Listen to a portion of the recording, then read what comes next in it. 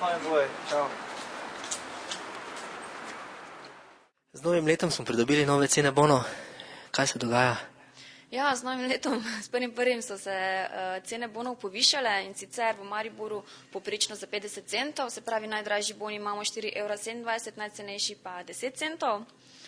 Tako da ja, ne, ampak lahko rečemo, da se bo 1. februarja tudi boni pocenili, zaradi tega, ker se bo povišala subvencija za približno 5 centov, ne, ampak to bo čez en mesec. Torej, to je vesela novica za študente. Ampak dobra novica je tudi to, ne, da se nekako cene več ne bojo zviševale, ampak da je to zdaj tudi prvi šok, pa se bo nekako ustalilo. Ne. Kakšni so pa odzivi študentov? Ja, normalni, ne, zakaj so šli boni višje, ne, zakaj so dražji, tako da niso glih navdušeni. Ne. Ali se je za ceno študentskih bonov zvišala tudi ponudba?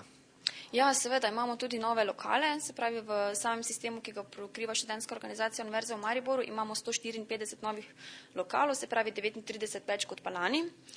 V samem Mariboru pa imamo 89 lokalov. Povej mi, kaj si misliš o dvigu študentskih bonov v tem letu? Sploh nisem opazil, da se je podražilo. Nisem še zaenkrat uspel pregledati.